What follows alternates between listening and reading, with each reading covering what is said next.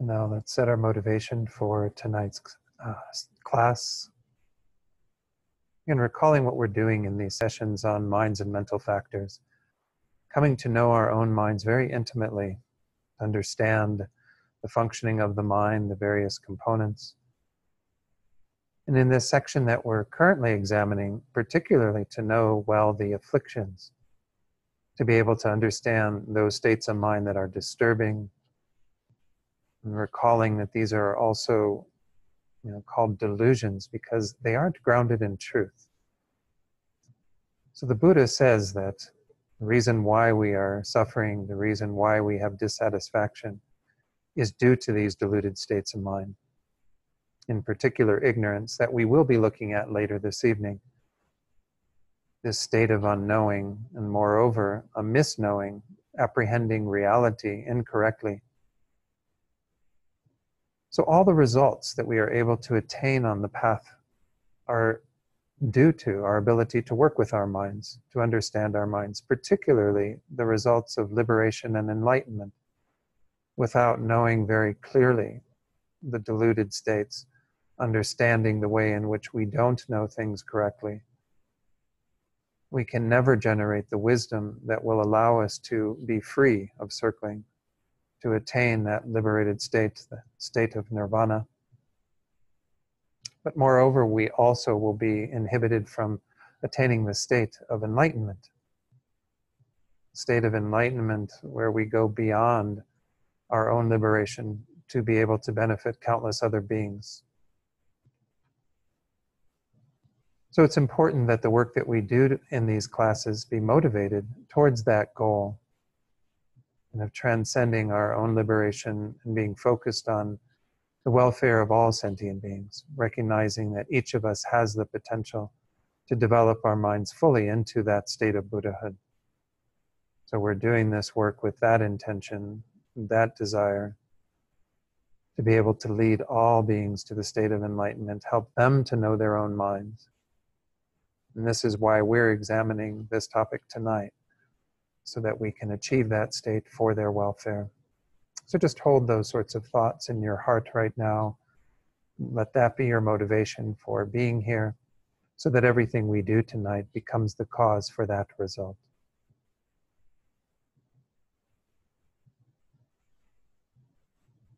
And then you can open your eyes fully, and we'll begin. So again, tonight we're in this 19th session of this survey of minds and mental factors. In the text, last time we made it up to page 57. We're going through the section on the 6 root afflictions. So let me actually go ahead and put on the screen, do the share screen with those folks who are at home, so that they can, I can get that to work.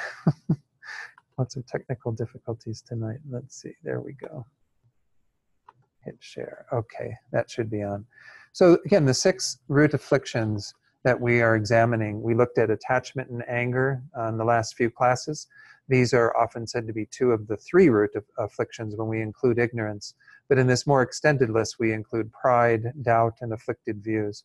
So we started discussing pride last time. Again, pride here, we're not talking about the pride that one feels it is a sense of accomplishment where it can even feed one's self-confidence. Rather, we're talking about an afflicted state of pride, where we're holding ourselves superior, where we're feeling kind of a puffed up sense of self. So again, in the text, we had gone through up to page 57, and then I was starting to work through the slides where we look at Geshe Rabtin's book, The Mind and Its Functions. Again, this book that many of you have as well, that is a nice alternative approach to the various mental factors.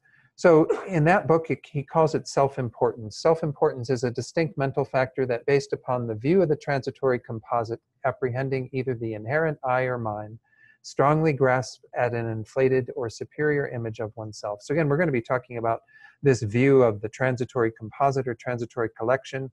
When we get to afflicted views, it's one of the 5 afflicted views. But essentially what we mean is that ignorance that is grasping at this sense of an I that we have in relation to this transitory collection, which is our mind and our bodies, and holding it to be an inherent I, or an inherent mind, the possessor of things.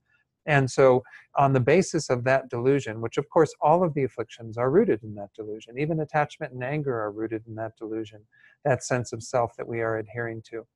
On the basis of that, in this case with pride, as it says at the very end, it strongly grasps at an inflated or superior image of oneself.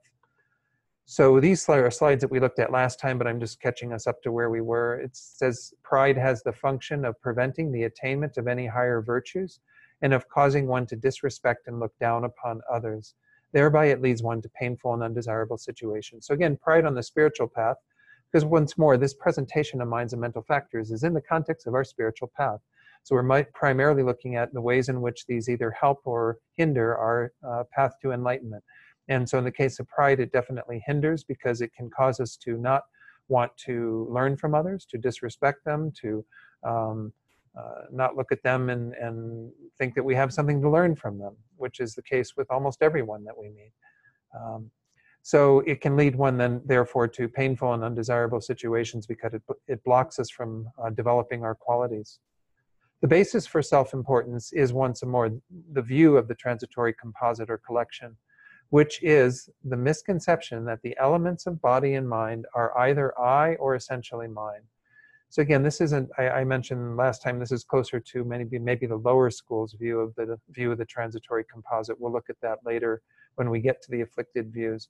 But the idea here is that there is a collection of stuff, the body and mind, which again is what's being called here the transitory composite of the transitory collection. We think of this as I, and that's how we merely label this as I. But then we think that that I is inherently there, that there is something among that collection that is the I, that is a real I. So this is the way that we fabricate a self, and this is the ignorance that we're going to be talking about in the next of these root afflictions. And then this particular brand of the ignorance, where it's primarily attaching to this sense of I, we'll be looking at when we get to the view of the transitory collection. So Geshe Rabten says, this exaggerated conception consequently gives rise to self-important and proud feelings, such as, look at me, how wise I am. You know, we tend to grasp at that sense of self and elevate that sense of self, exaggerate it. So it's all rooted in this strong sense of I that we have, and we sometimes call that self-grasping. So that was where we ended last time. Let's go on to continue with Geshe Rabten's comments, and then I'll stop and we'll see if there's any questions up to this point before we continue in the text. Due to this kind of thinking, a highly inflated image of oneself develops, and as a result, one becomes very conceited towards others. Although this mental factor produces an inflated sense of personal superiority, it is not a real superiority, but merely a false conceptual fabrication. So once more, this is another part of the delusions, is that they're generally always overlaying some exaggerated component, some fabrication that in this case is this sense of superiority to others. Once it arises, it automatically causes us to be envious of superiors, competitive with equals, and arrogant towards inferiors. Thus it creates a tense and hostile atmosphere. In worldly pursuits, it may appear to be a useful quality, but in the practice of the Dharma, it is only an obstacle to our development. So this is the thing to understand, is that, you know, this tension that it can create with others is not a healthy thing in the world. Again, worldly concerns or efforts, maybe it's got some use, but no doubt it still even complicates things there. But in the practice of the Dharma, it becomes a huge hindrance. In Tibet, there's a proverb that says, the water of knowledge can never remain on the balloon of pride. This means that as long as we maintain an inflated image of ourselves, it will be impossible to learn or understand anything from others. However, if we cultivate humility and deflate the image we have of ourselves, it will be possible to develop all forms of virtue and insight. So this was just Geshe Rabten's general talk about, you know, what pride is all about and the way in which it acts in a detrimental way towards our development on the spiritual path. Humility is the exact opposite to pride. And at the end of today, when we get to the end of this section on pride, we will talk a little bit about other antidotes to pride, how we cultivate some mindsets that will help us to overcome our prideful mind. In the text, we had these 7 types of pride that were explained according to our text. We're going to look at another explanation according to Nagarjuna's Precious Garland in a moment. But let's go through what Geshe Rabten says to those. Again, those were on page 56 of your text. The first 3 in Geshe Rabten's talking about this, he calls them the lesser, greater, and extreme pride or self-importance. So these 3 forms of self-importance or pride are said to be materially oriented, since they arise in relation to such things as social standing and wealth. And I would say they can also arise in relation to our spiritual practice. Sometimes we can even feel some sense of superiority to others in regard to our spiritual kind of efforts, the things that we engage in. So again, in our text, we called them pride, exceeding pride, and pride beyond pride. And they were explained there in a very similar way. So let's look at how Geshe Rabten talks about these 3. The first one, again, in our text, we had pride is a puffing up of the mind, thinking that one is superior to lower persons. Here, Geshe Rabten says, he calls it lesser self-importance, and he says it comes about through comparing oneself to those who appear to have less than oneself. It is the thought that considers, I am greater than those who have an inferior social position and who are poorer in knowledge and wealth than myself. So this is, again, where you do have some criteria for putting somebody in an inferior position. So your superiority to them may be grounded in some reality, but nonetheless, the prideful mind that puffs up one's own sense of self-importance on the basis of that criteria isn't really grounded in truth, because we don't know the other qualities that that person may have. We don't know other elements about their lives. And so we are exaggerating ourselves on the basis of those criteria. And in this way, it does have some distortion to it. But we can see that this is where our pride starts, where it can be in maybe a milder form, because there is some accuracy to determining that one is superior to someone else on the basis of various, again, criteria that we are able to observe. The second level is called greater self-importance. In our text, we called it exceeding pride, and we called it a puffing up of the mind, thinking that one is superior to peers. So Geshe Rabten says, greater self-importance or pride arises in relation to those who are equal to oneself. It considers, although they may be equal to me in their social position and so on, nevertheless, through my inner qualities of generosity, morality, and so on, I am superior to them. So we kind of hold ourselves to be superior in regard to other qualities that once more, the person isn't equal to us. So here it's becoming a bit more distorted, because we don't know, again, what's going on with them in terms of those qualities, but they are our peers. They're someone who is equal, and we're holding ourselves to be superior to them. The third one is where we go to the extreme, and that's why in our Geshe Rabten it's called extreme self-importance. In our text we called it pride beyond pride, and there it was described as a puffing up of the mind, thinking that one is greatly superior even to other superior persons, people who are superior to us in terms of qualities and so on. So here Geshe Rabten says that this pride takes as its object those who are superior to oneself, and considers, even compared to those who have greater social standing, wealth, knowledge, and so on than myself, I am nevertheless superior. So these first 3 show once more how our pride can go from looking at someone who has some level of inferiority to some equality to some superiority, and holding ourselves to be greater than each of those. And in this way, it can become even more and more distorted.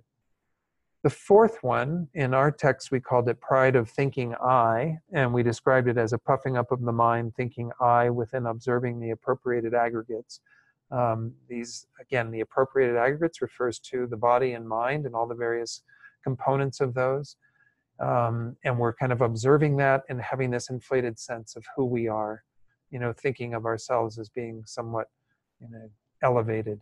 So this conceited attitude, Geshe Rabten says, is an inflated state of mind that results from imagining one's aggregates of body and mind to be something perfect. He continues, he says, it then strongly conceives of that which is not a self-existent person to be a self-existent person, and of that which does not belong to such a self-existent person to belong to such a self-existent person. So obviously it's rooted around, that's why we use this term egoistic or thinking I. It's rooted around that delusion that we are grasping at this sense of self, and we are holding there to be something quite elevated again about that sense of self in regard to our own qualities of our mind, body, and so on. And so it's very much caught up in this pattern of self-grasping.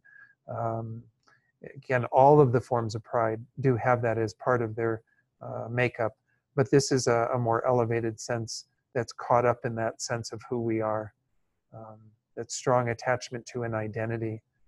Again, our identity comes from a variety of factors, all conditioned, but this strong adherence to this as being some sort of real I is at the root of all of our suffering. So this pride just elevates that even further.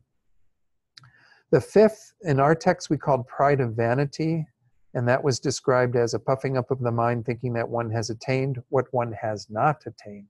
So this is where we might have these delusions of thinking we've gained all sorts of things.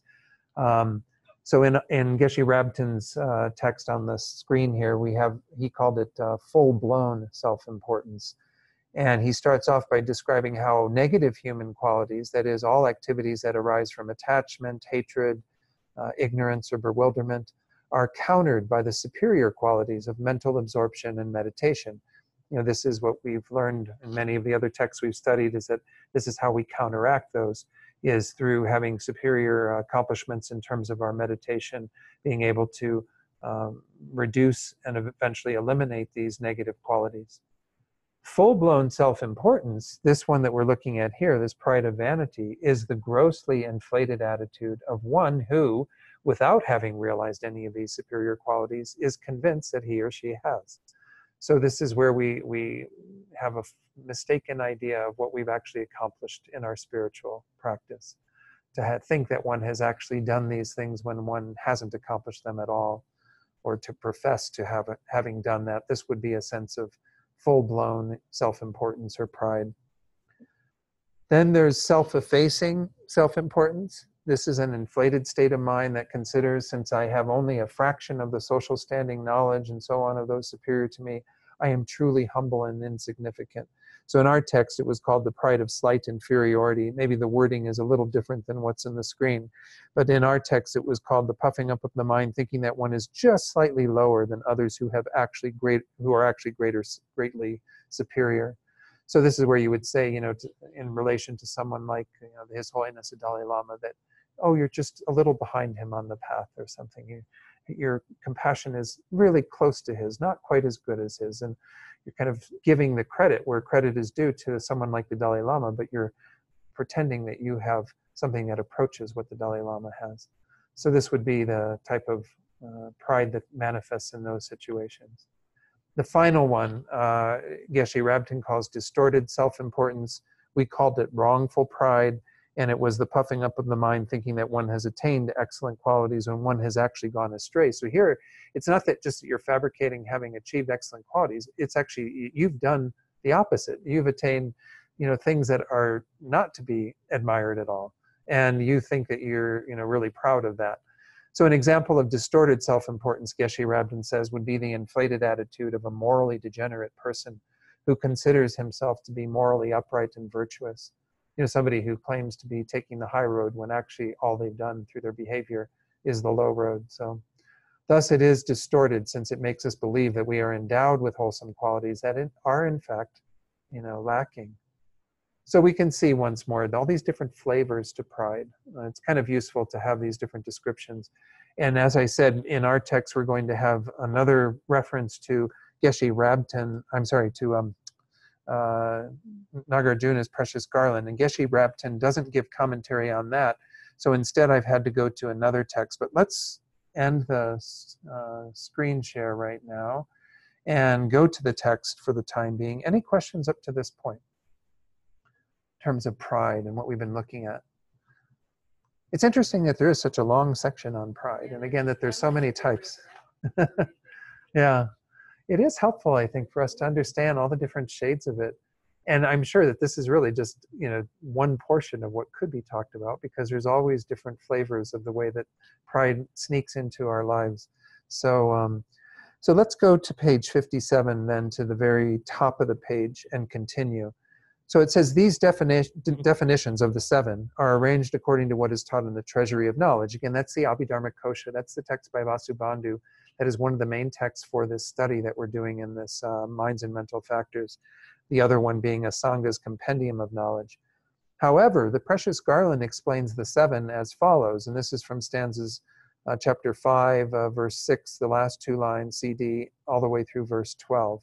So let's read this. This goes to the top of the next page. I think what we'll do is we'll read it all the way through, and then I will go to the slides from the commentary by Khensur Jampa Tekchok, where he explains each of these 7. Pride is of 7 types. I shall explain each of them. Regarding these, being conceited that one is lower than the lowly, or equal with the equal, or greater than or equal to the lowly, is called the pride of selfhood. Being conceited that one is equal to those who by some quality are superior to oneself is exceeding pride. Being conceited that one is superior to the superior, thinking that one is higher than the very high, is pride beyond pride. Like sores on an abscess, it is exceedingly virulent. Conceiving through obscuration an I is the 5 empty aggregates which are called the appropriated, is explained to be the pride of thinking I. Thinking that one has attained fruits not yet attained is the pride of vanity. That's the 5th one. Praising oneself for committing negative actions is known by the wise as wrongful pride. Deriding oneself, saying I am useless, is called the pride of lowliness. Such is a brief description of them. So many of them may have sounded familiar. A number of them are pretty close to what we looked at, but there are a few that are different. So let's do the screen share again and go back to the slides, and I will go through what, again, the book that this is taken from is a fairly new book that's been published recently by Wisdom called Practical Ethics and Profound Emptiness, which is a commentary by Khensur Jampa Tekchok on this text. So let's go to what he says in regard to these verses. So again, on the screen now, we have the first one. And the first one is kind of interesting because when you looked at that verse where it started, there were 3 different ways that this was related to. So the first of the 7 types of pride itself has 3 branches, Khensur Jampa Tekchok says. The first is thinking we are inferior to the inferior. I am the worst of the worst. Remember, we talked about this briefly last time, how that may not seem like it's a pride, but it's actually a puffing up of oneself on the basis of a view that we are worse than others. It's very strange. It's inverted. But it says this is actually an exaggerated sense of self and a perverse pride because we think we are somehow special because we are the worst. We're proud of how degenerate and depraved we are. So this is where, again, a pretty miserable form of pride, I would think, if you're going to be prideful. Being prideful that way sounds pretty strange. The second branch of pride, this very first one that we're simply calling pride, concerns thinking that we are equal to the equal. This pride enjoys competing with others. So it's, again, this sense of some equality with those who are in our ranks, but it has a prideful dimension to it, a puffing up of ourselves in relation to those that are equal. The third thinks we are greater than or equal to the inferior. Like the others, this form of pride is based on comparing ourselves to others, but the conclusion is that we are better than or equal to those we consider degenerate, lowly, or inferior people. So again, these 3 flavors, I can't speak much more than what Khensur Jampa Tekchok says, but they have kind of their own unique view of what pride's about. The first one, that inferior to the inferior, we're putting ourselves lowly, thinking we're equal to the equal, and then finally equal to the inferior. But they all have kind of some sense of negating, bringing ourselves down to some degree, but the last one, of course, inflating ourselves in relation to those that we are considering to be inferior to ourselves.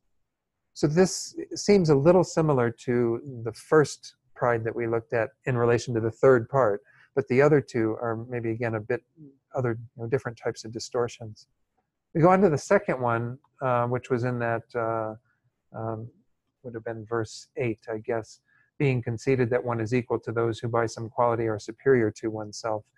There it was called exceeding pride. In Khensur Jampa Tekchok's book, he calls it presumptive pride. Refers to thinking we are equal to someone who is in fact better than us.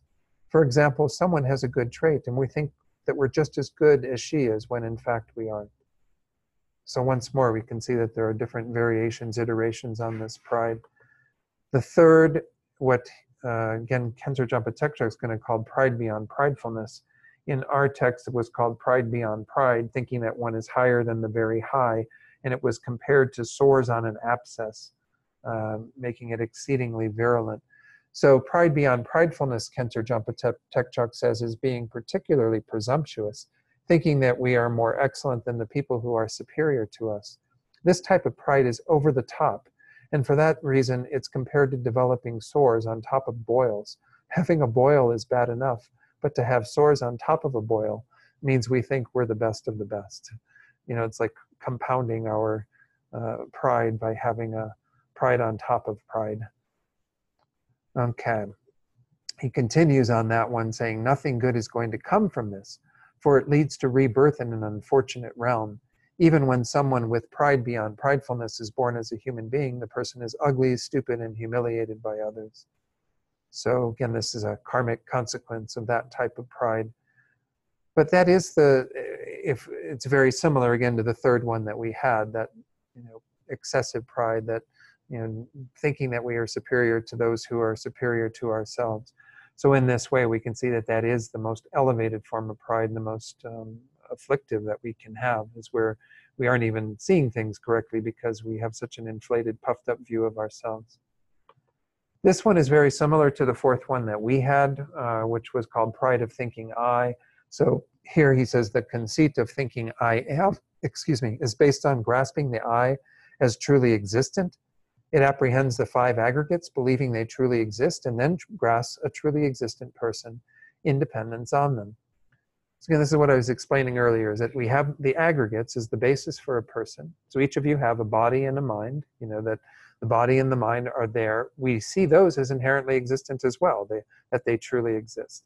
But nonetheless, we impute a sense of I on this collection of stuff, and then we think that I exists truly, exists inherently. And so this is, again, a pride that is very much revolved around that self-grasping, and that is elevating one's sense of self. He continues saying, based on this misapprehension of the aggregates that are the basis of designation of the person, this conceit proudly thinks, I am. In fact, both the aggregates and the person are empty of true existence. This is what we mean by emptiness. Again, we'll be discussing that when we get to the ignorance, the fourth of these 6 root afflictions.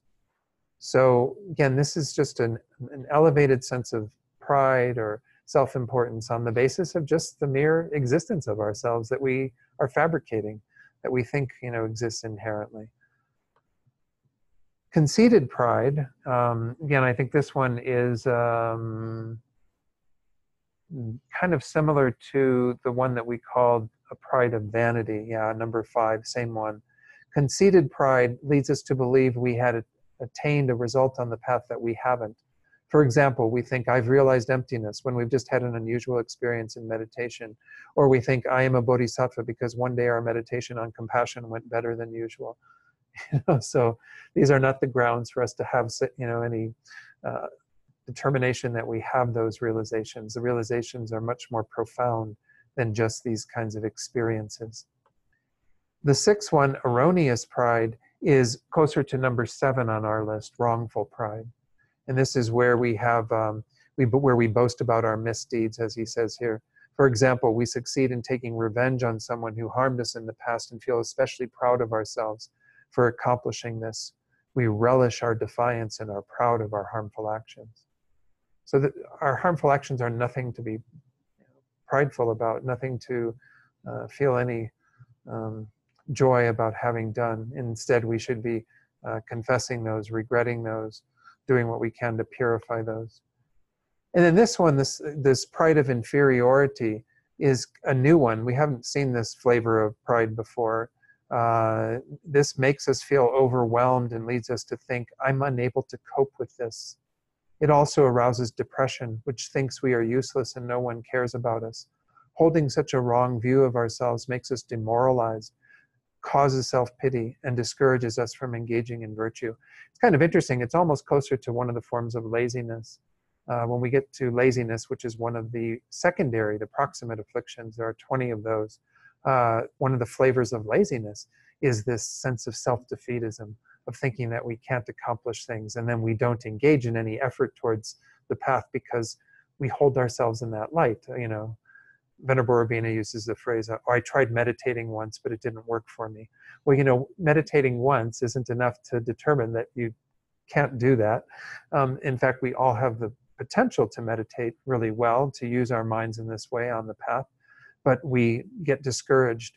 So this pride of inferiority in this presentation, this seventh one that again we haven't seen in the previous list of 7, is more of this. It's almost like thinking we're inferior to the inferior in a sense, almost like taking us down to a very, very low level. But here, we're not necessarily comparing ourselves to anyone. Instead, we're just holding ourselves in that light, that we're useless. It leads to depression. It leads to a negative view of ourselves. The antidote to this would really to remember our own capabilities, to remember our Buddha nature, to try to take ourselves out of that negative view and acknowledge that we can make accomplishments on the path. So any questions on those 7? Let me stop the share there because otherwise we're going on to ignorance. All right, so then let's continue on. There's a little bit more on pride, believe it or not. We're on the top of page 58 at the end, just after the verse ends. It says, pride has the function of obscuring any new attainment of the Dharma, of scriptures and realization, due to its disrespect for those who possess excellent qualities. So this is the first function that it has, is that it keeps us from learning, keeps us from developing more qualities. Because if we are prideful in the presence of those who have great qualities and are trying to teach us, then we won't be a receptacle for that. We won't be open to that. The second thing, it causes rebirth and bad migrations in future lives. So pride can cause us to have, a great fall. What is that they say? That pride precedes a great fall, right? So even in rebirths, we can often have a fall to a lower rebirth on the basis of that. They do say that it's kind of interesting. The highest rebirth in the desire realm, which is the realm of gods, is actually one that comes out of pride, because this is what is manifesting in those people the beings who take rebirth in the God realms, is a sense of superiority, a sense of pride. And of course, when they reach the end of their lives and everything starts to diminish, all their luster starts to fade, then they have incredible mental suffering. In fact, they say that the mental suffering that the gods endure when they have their last week of life in that realm is the most intense mental suffering in all of samsara, because they thought they had everything so great, and they have to deal with that decline, that diminishment of their power. So essentially, again, this is telling us, though, that these bad migrations can occur on the basis of pride. But nonetheless, as I pointed out, the God realm, which is the highest of the desire realms, is actually said to be a sort of manifestation of pride as well. And then it says, finally, even when we're reborn as a human, pride acts as a cause for rebirth in a low caste, as a servant, and the like. So once more, a sense of a fall, that if we were to be reborn as human even, if we had a great pride in our status, our social standing, our wealth, what have you, then frequently that manifests in terms of ending up in an unfortunate state where we don't have all of that. So therefore, it says, pride produces the undesirable in both this and future lives. In this way, the precious garland, again, we're back in that text by Nagarjuna, but back in the first chapter, says, let's read these verses together. Through being inflated comes a bad lineage. Through jealousy, little magnificence. Through anger comes a discolored face. And through not questioning the wise, stupidity. These are the results for humans, but prior to all of them, there is a bad migration. So often what they say about a lot of these negative states of mind and the actions that come from them is that they cause a lower rebirth, but then due to the residual karma from those, even when you end up in a fortunate rebirth as a human, you have all of these things manifesting. These are what would be called kind of the completing karmas in a human life. So from being inflated, having pride, comes a bad lineage. You end up in a social status that is not so high, where you have to deal with the consequences of your pride in that way. Through jealousy, having had jealousy, you don't have much magnificence, you don't have much beauty, handsomeness, qualities like that. Through anger comes a discolored face. Again, anger does create an unpleasant appearance, they say, that if you have people who are born in the human life with a displeasing appearance, that is due to their anger. Through not questioning the whys, so through not really taking the opportunity to learn from others, we end up being somewhat slow-witted and stupid. And then those are the results again for humans. But prior to all of those manifesting in a human life, we would have a bad migration. So this is once more just pointing to the karmic consequences of pride as well as some of the other delusions. And then we finally have a quote from the Lamrim Chenmo, The Stages of the Path, which says, since pride is the greatest hindrance in developing the path in this life and is the cause for becoming a servant and the like in future lives, abandon it. So again, let's talk a little bit about what are the antidotes to pride. Does anyone remember what the general antidote that's given to pride is? Pardon? Humility. Yeah, humility is the opposing mind. I guess sometimes they don't just say be humble, but they say do things to make you feel humble or to bring you to that state of humility.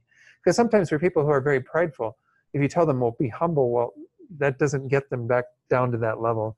So one of the main antidotes that they say is to actually reflect on the things that you don't know. And in Buddhist terms, oftentimes that is to go to texts like the Abhidharma Kosha, the Treasury of Knowledge, or these sorts of texts that we studied in the master's program. I've mentioned this to many people before, but I found them really quite humbling.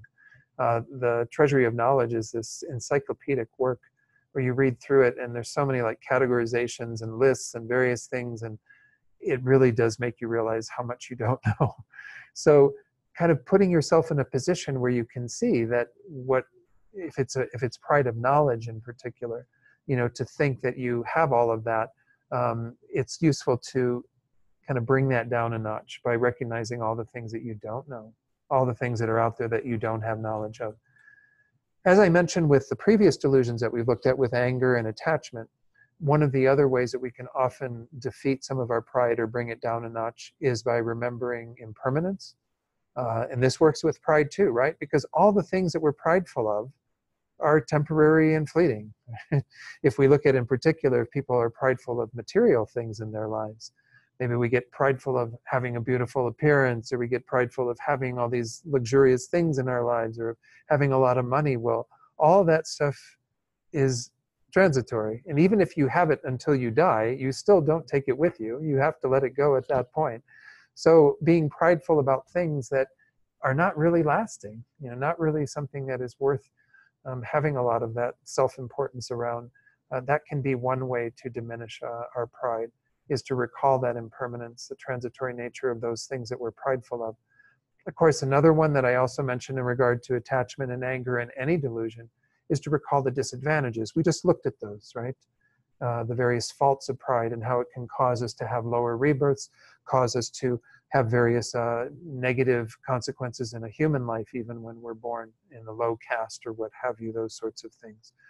So if we are really aware of the disadvantage of it, sometimes that is enough also to combat our pride, for us to become more humble. But those are the standard ones that are set out. I think I've got, let me check my list here and see if I forgot. Oh, one thing to remember in terms of disadvantage of pride as well is that people with pride can often become isolated, and others often think poorly of them, right? You get ostracized by people often, because they're so prideful. I mean, I didn't see much of the funeral today of George Bush Sr., but they said it was a very awkward meeting with Trump and Obama and these folks.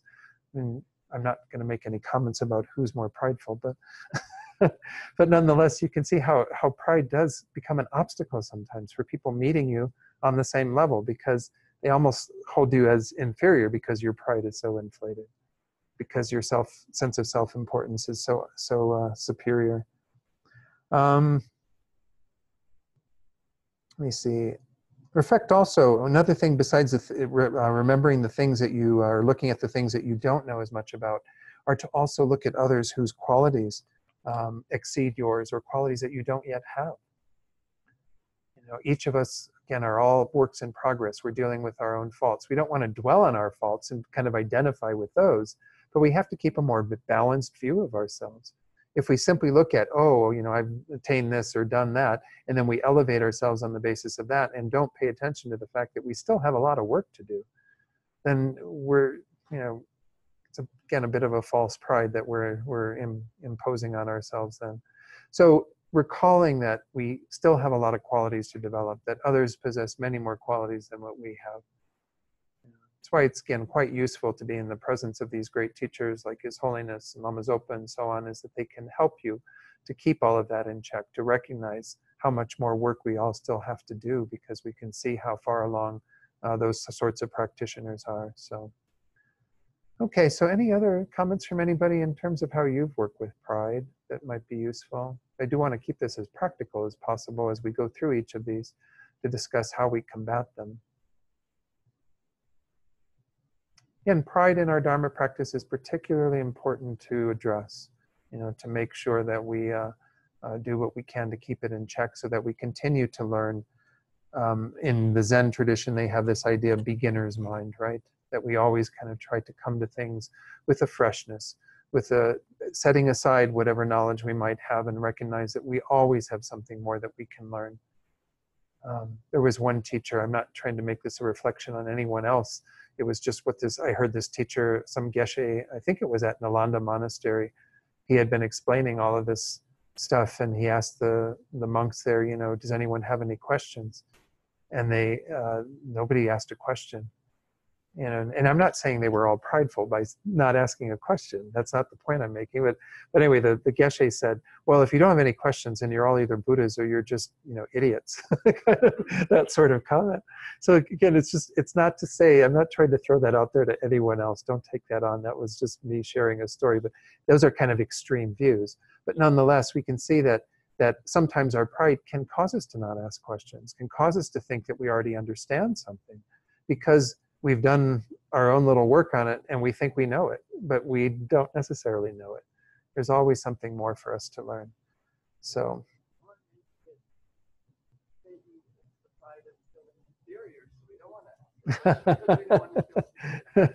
And Nancy's pointing out it might be the pride of inferiority, to where we think, that we hold ourselves as not knowing anything, and we don't want to reveal that perhaps by asking, questions. But I think it's really good to be always questioning, always, looking at stuff and trying to discern, well, what is it that we don't understand about things, rather than, kind of hearing it through a filter of, oh yeah, I know that. Oh yeah, I know that. Oh yeah, I've heard that.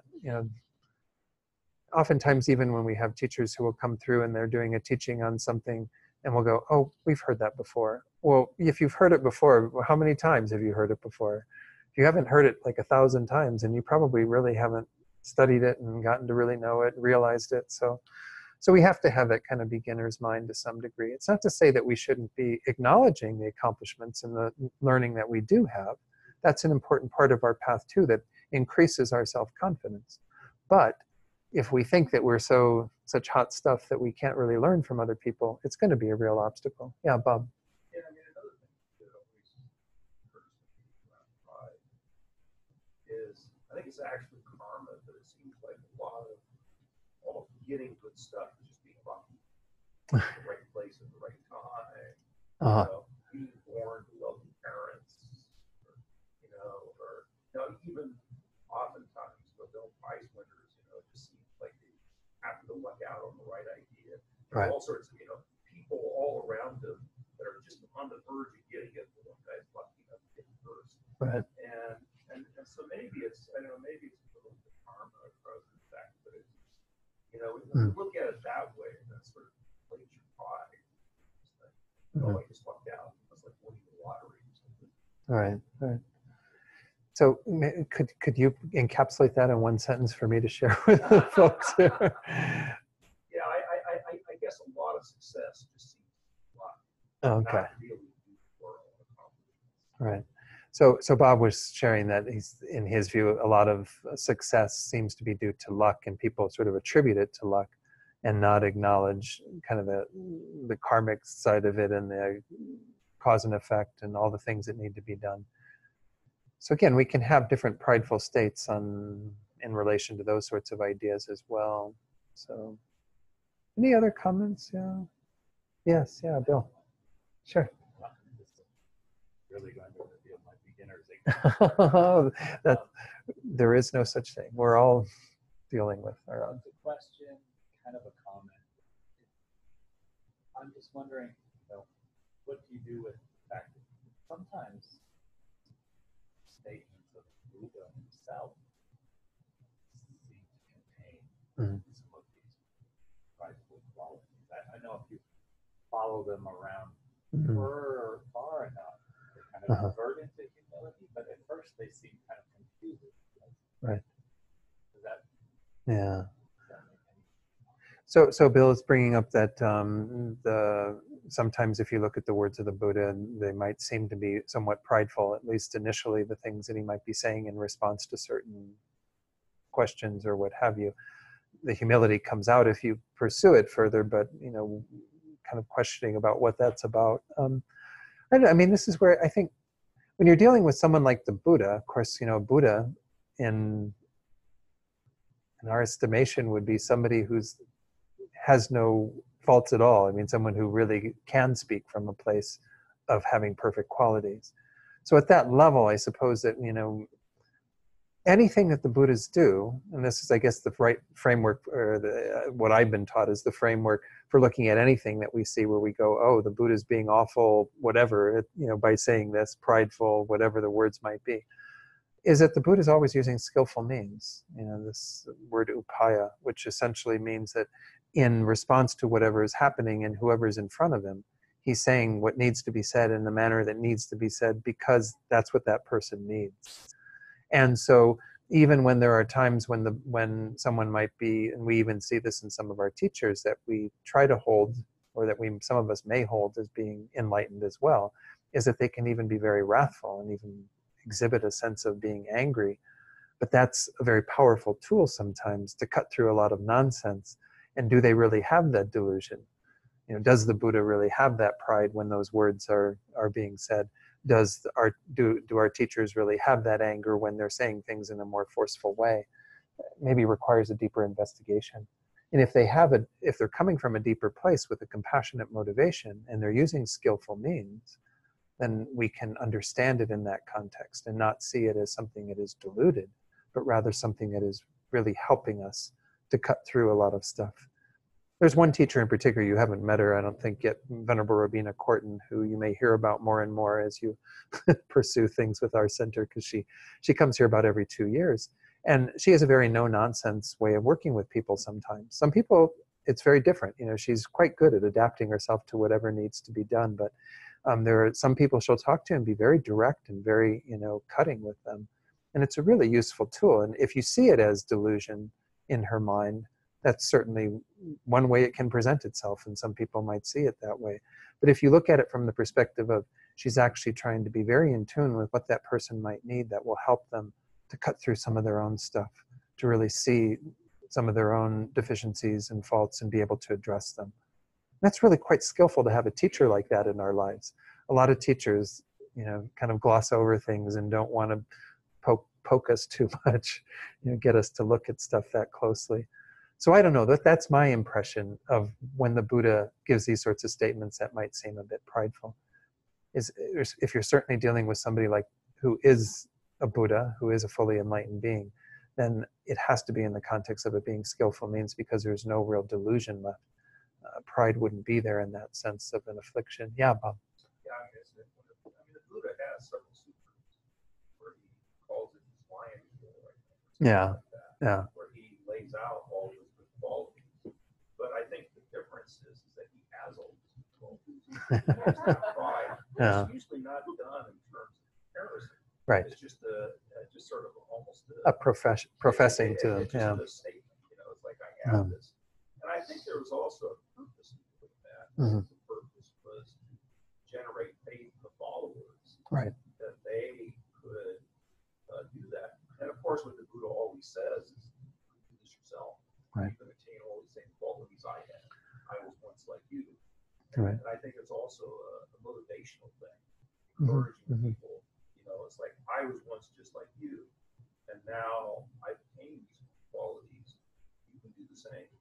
So Bob was just pointing out how when the Buddha makes these sorts of lions roar, these professions of to what he has attained, all the various qualities and things, that it's to instill faith in those who are listening, and also to encourage them to do the same. That, you know, the Buddha was once just like all of us, lacking all of these qualities, but through diligence and perseverance and application on the path was able to attain those. So it can be very inspiring, you know, in that regard, to have someone profess these various realizations and qualities. You know, I know that in general in the Buddhist path, and I think it's in all the traditions, I've never, you know, don't have that much experience with all the other traditions. There's not a lot of people professing to having great qualities. His Holiness the Dalai Lama introduces himself as a simple Buddhist monk, and he never says he has any great realizations. He's always very, very humble. But that exhibition of his humility is outstanding, and it really helps us to feel a connection with him that can be really useful. Nonetheless, there are times when it would be useful for some of us, I think, to have somebody say, yeah, I've got those realizations and I work really hard to get them, and let me tell you how I can help you to do those, you know, or whatever. But so there have been cases where some people have made public statements as to realizations that they've had. But in general, in this tradition, and in most Buddhist traditions, people don't talk about their realizations. It's a matter of, that's for you and your teacher maybe, but really, you don't really exhibit that kind of pride. I think once you gain some realizations, there's no ground for the pride, because you're no longer having that strong sense of self that pride is revolving around. And so anything that you do say is, once more, skillful means, or your ability to try to inspire others through sharing, you know, what you've done. So any other comments on pride? I think it is an important one to address. Obviously, you know, in this presentation, we're throwing it up there with these other three root afflictions of attachment, anger, and ignorance as being a very important one to address on our path. Okay, well then let's continue. We are in the text on page 58. So as before, I'm going to go into the text for a little bit, and then we'll go to the slides, and I'll share some of what Geshe Rabten says.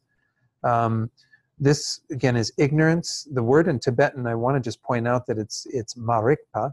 Rigpa is sometimes called knowing, knowledge. And rigpa, ma is a negative. So it means not knowing, or to be more accurate, misknowing. And we're going to see this spelled out in regard to ignorance.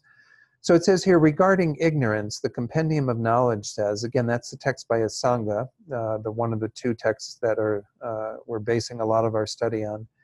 What is ignorance? It is unknowing of the three realms. It has the function of acting as a support for the arising of wrong ascertainment, doubt, and afflictions with respect to phenomena. So just as it has been said above, he says, it is the mental factor of unknowing that is obscured with regard to, regarding the mode of abiding of all phenomena. It is of two types: obscuration that is the mental factor of unknowing, and an awareness that apprehends erroneously. So we can say that there are always these kind of two aspects to ignorance, in especially when we talk about the ignorance that is at the root of all of our suffering, which we will go into shortly. It's the not knowing. In other words, not knowing how things actually exist, how phenomena actually exist. But moreover, as it says there, secondly, it apprehends erroneously. It actually misknows. I mean, an example of that, I often use this example of quantum physics, because I have to admit I'm ignorant of quantum physics. A lot of times when I read it, you know, my eyes just glass over. I just can't really fathom a lot of what it's about. You know, that's just not my forte, you know. I'll read Madhyamika philosophy instead. but anyway, you know, I can say that I'm ignorant of quantum physics, meaning that I don't know. I mean, you know, what is it all about? You can explain it to me, and I may still not know. But I don't have a knowledge of it. But if we looked at the second one, an awareness that apprehends erroneously, that would be where, based on my own kind of imagination about what quantum physics means, maybe even some slight exposure to it, I fabricate some idea of what quantum physics is, you know, making up something and saying that I know that this is what quantum physics is, and I start teaching it to other people even, or whatever. Well, that would be like a whole nother level of error, right? Because it's not just not knowing, it's making up something that isn't even real, isn't even accurate or correct. So this is kind of what we're doing in terms of the ignorance. We're going to see that there are more than one type of ignorance. Obviously, it could be ignorance of many different things. There are two main ignorances that are set out in the text. But this second one, the one that is the deeper lack of awareness of how things exist, that also is together with a misunderstanding of how things exist. We think things exist in an erroneous way. Remember last week I brought up the idea of a dream. I think it was last week's class that I brought in the dream awareness. When we're having a dream, we are in the middle of our dream. When we are totally caught up in the dream and all the stuff that's happening in the dream, we are dealing with both levels of ignorance, in terms of we are not knowing that what is appearing to us is just a dream object, that it isn't real. And we are overlaying a sense of reality that is equivalent to the real state out of our dream life when we're in our waking life. So we are imbuing our dream objects with another level of reality. So we can see that ignorance can kind of have both flavors to it, not just a not knowing, but also a misknowing, misunderstanding of things. So as it says there, it has the function of acting as a support for the arising of wrong ascertainment, ascertaining things incorrectly, even having doubt. Doubt here meaning in a more afflictive form of doubt, which is actually one of our 6 root afflictions that we'll be looking at later. And then, of course, all the other afflictions that arise on the basis of this ignorance. Ignorance is at the root of all of our suffering, particularly, again, that ignorance of how things exist. So from among these two that we just looked at, the obscuration that is the mental factor of unknowing and an awareness that apprehends erroneously, our author goes on to say, from among those two, the explicit indication in the compendium of knowledge explains ignorance to be the mental factor of unknowing. Since Acharya Vasubandhu also explained it in this way in a discussion of the 5 aggregates, the assertions of both Asanga and his brother agree. However, Acharya Dharmakirti asserts ignorance to be an awareness that apprehends erroneously. In this way, although there are 2 types of assertions with regard to ignorance, the assertion that it is a wrong conception and the assertion that it is an awareness that does not realize, both are alike in asserting that the principal antidote to ignorance is the wisdom realizing selflessness. So whether you talk about ignorance as I don't know how things actually exist, in other words, I don't know their selflessness, or I'm imputing a self that is in contrast to how things actually exist, you have to realize selflessness to undermine either of them. However you want to talk about this ignorance, in terms of the not knowing or in terms of the misknowing, the misunderstanding. So this was just an explanation of how ignorance itself can have kind of 2 different flavors to it. Now we're looking at the 2 types that are generally set out. As I mentioned earlier, we have the ignorance that is, first this one, which I didn't touch on earlier, but the obscuration with respect to actions and their results.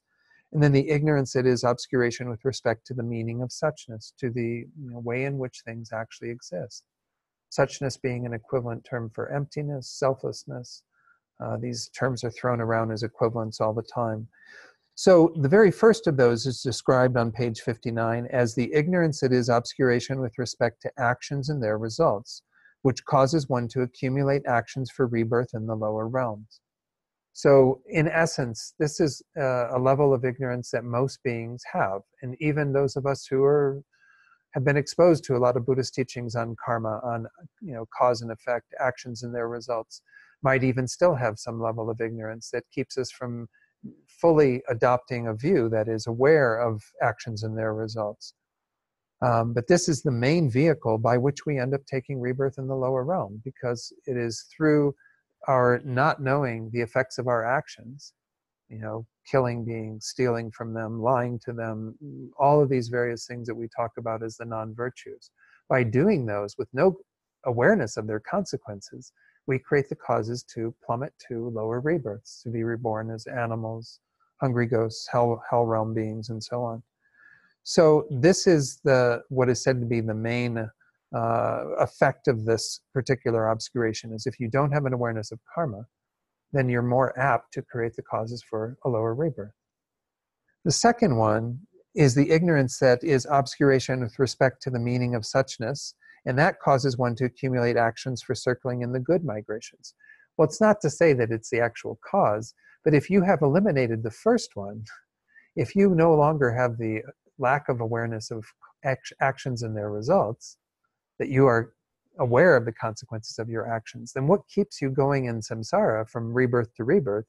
You're not engaging any non-virtue, but you're still engaging in virtue that causes you to take rebirth in the upper realms. So in that way, we can identify it as the obscuration that keeps you going from life to life within the upper realms, within the good migrations, because until you address that, you aren't free of the whole cycle of taking rebirth. So in this particular presentation, this is how the two are delineated, is that if you aren't aware of cause and effect, if you aren't aware of karma, then that leads you to take lower rebirths. If you have the awareness of karma, but you're still obscured with regard to the nature of reality, with regard to suchness, emptiness, and so on, then you will continue to take rebirth in the upper realms until you finally are free of that by realizing emptiness and having that wisdom, realizing selflessness. So let's stop right here for a second and go to what Geshe Rabten says. I think this is a good point to insert these slides. So let me share this with the folks at home. Let's go on then to the next slide, which is from Geshe Rabten. He says, ignorance is an afflicted state of unknowing brought about by the mind being unclear about the nature of such things as the Four Noble Truths, the law of cause and effect, the triple gem, and so forth. So he goes on to delineate many other objects that could be the objects of our ignorance. As I said, the two main divisions that we looked at, obscuration with regard to karma, actions and their results, and with regard to the meaning of suchness or nature of reality. Those are the main ones that are talked about, but we can have ignorance of a lot of things that we find Buddhism answers those questions, gives us a answer to what existence is about and so on. And these are also things that we can be quite ignorant of.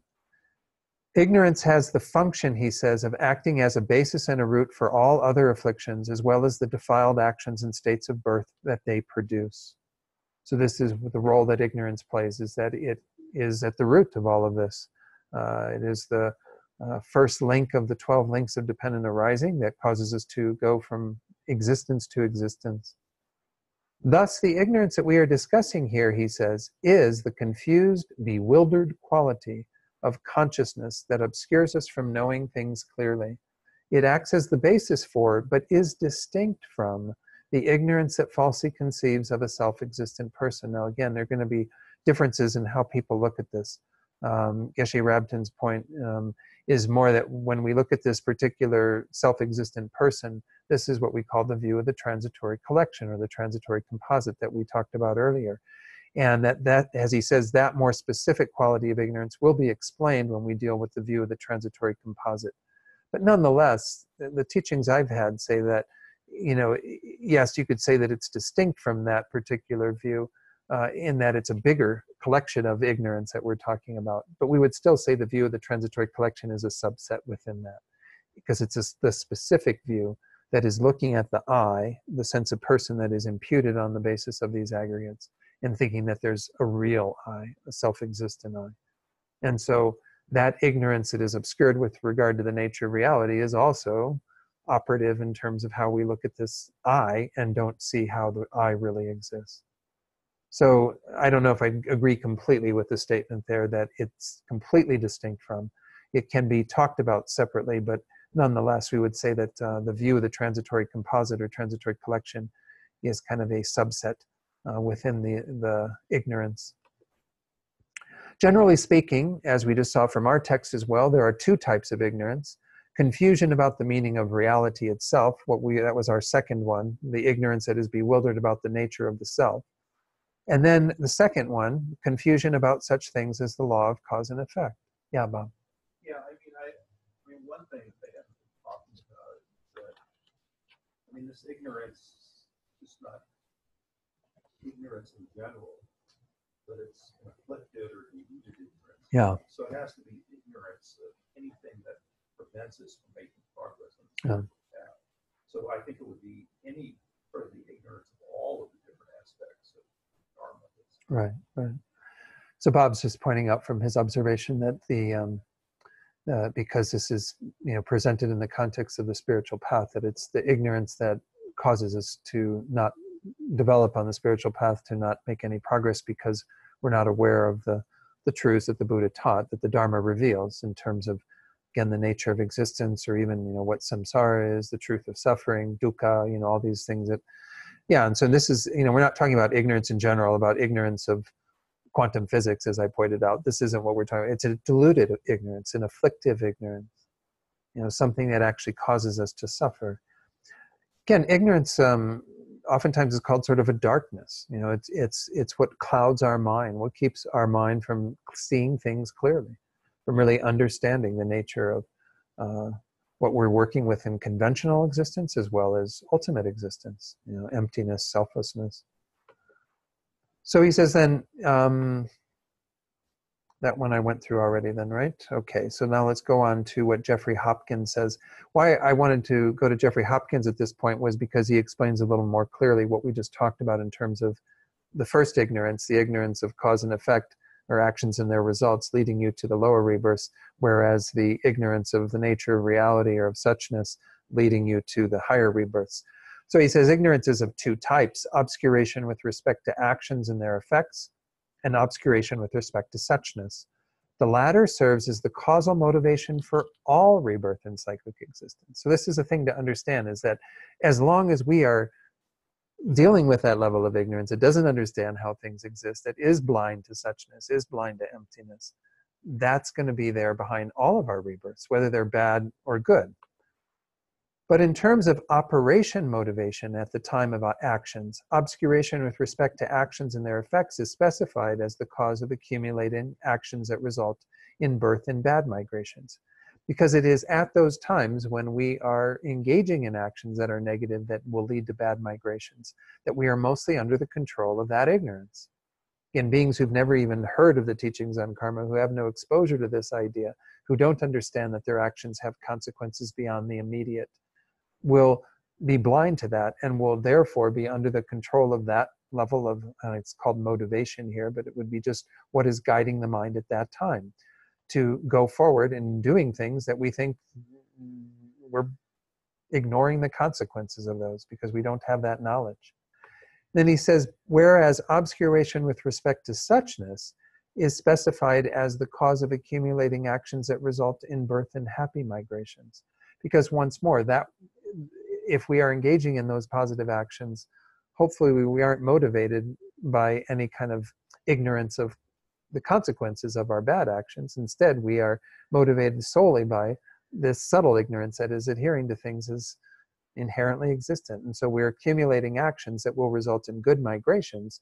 They're still together with that ignorance. They still are unaware of suchness, but we're no longer motivated by any ignorance with regard to cause and effect. Again, that's a pretty blanket statement, and that might apply more to Buddhist practitioners. This isn't to say that somebody who doesn't believe in karma but engages in positive actions isn't dealing with an ignorance of karma. They probably still do have it. If we look at people who maybe they don't have a spiritual tradition, or they practice some other spiritual tradition where karma is not taught, they're still engaging in many positive actions, right? They might be very charitable and give a lot to other people. Those actions will have positive consequences for them and may lead them to good rebirths. But at that time, I suppose we could say they're mostly under the control of their lack of knowledge with regard to reality, even though they also may still be quite obscured with regard to actions and their results, because they may not subscribe, again, to that type of philosophy of what the teachings on karma exhibit. So any questions on that as to how those two are being presented here? It's a little... requires thinking about a little bit, I suppose, but I haven't completely signed up for exactly what that says. But because we would say, going back to the slide from Jeffrey Hopkins, the very first one, that this latter obscuration with respect to suchness serves as a causal motivation for all rebirth in cyclic existence. So until you've eliminated that, whether you're talking about a bad rebirth or a good rebirth, you're still under the control of that factor. Yeah, Bob. Yeah, it sort of reminds me of the lamp rat. Basically, karma and all that stuff is teaching, but the lowest type of person. Yeah.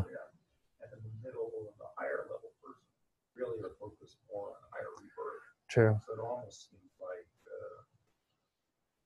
you almost divided up that way. Yeah, yeah. Bob was just pointing out, yeah, in terms of our Lam-Rim studies, in the first part of the Lam-Rim, we do address our own lack of conviction or knowledge of karma and trying to generate that very strongly, so we avoid the bad rebirths and we can avoid the negative actions that have those consequences. But then we work on our obscuration with respect to suchness in the latter part of the path, to eliminate that, because that will be what keeps us, again, bound in cyclic existence, keeps us going from life to life. So let's stop the sharing of the slides. Where are we at time-wise? I think we're right about 8:15. So let's go ahead and just conclude tonight. I don't know that we have the time to finish off what's here, so we'll just hold on to this and we'll resume about the middle of page 59, because this is where it goes into a little bit more explanation of what was said in the definition in terms of its function. Acting as a support for the arising of wrong ascertainment, doubt, and afflictions with respect to phenomena. I talked about that a little bit earlier, but we'll go into that a bit more. Maybe talk a little bit more about this ignorance and how we overcome it to some degree. It's even mentioned on the top of page 60, dependent arising being one of the main methods for realizing suchness, realizing emptiness, and using that as an antidote. It's obviously the most difficult thing to overcome fully, but is absolutely essential, again, if we're ever to be free from cycling from existence to existence, as well as enlightenment, to attain enlightenment, this unenlightened state that we are in. We also attain enlightenment by realizing emptiness in conjunction with bodhicitta, with that higher motivation. So any questions or comments? Again, if any of you online have a question, please do put it in the chat box and I'll be happy to address it. But anything from the room? Okay. All right, so then let's go ahead and conclude tonight with just a few prayers. Page 235. We'll do the first two prayers there. The first one being that way of reconnecting with our motivation of bodhicitta that we had at the beginning of tonight. This desire that all this work that we do tonight, in specifically looking at pride and ignorance, that we are able to overcome these delusions, not just for our own sake, but for the sake of all sentient beings. So now we dedicate for the enlightenment of ourselves and all beings. And then in the second verse, recall that mind of bodhicitta that is so essential to our path and so important for us to cultivate in our own hearts. And we make that strong aspiration that it continue to grow and develop in both the hearts of ourselves as well as other sentient beings. Due to the merits of these virtuous actions, may I quickly attain the state of a Guru Buddha and lead all living beings without exception into that enlightened state. May the supreme jewel bodhicitta that has not arisen arise and grow, and may that which has arisen not diminish, but increase more and more.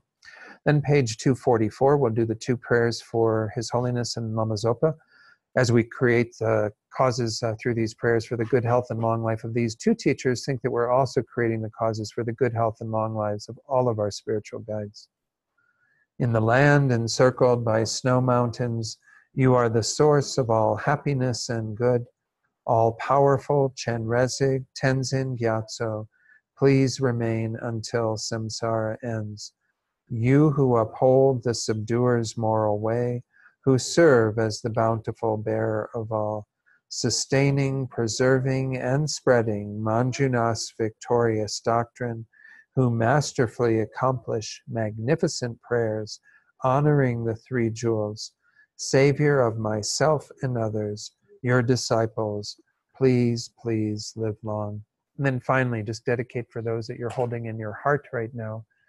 Each of us have people, beings that we're thinking of that are experiencing obstacles right now, or that are ill, perhaps those that are dying or who have died recently.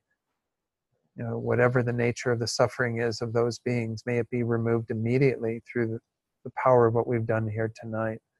And may those beings find all the causes that lead them to perfect happiness and peace. And may all beings find true happiness and peace through our efforts here tonight.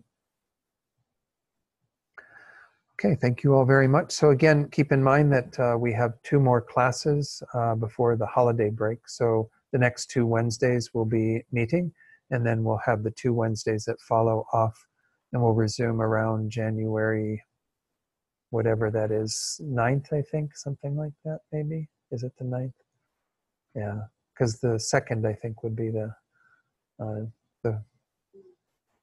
yeah. Okay, so, all right, thank you very much.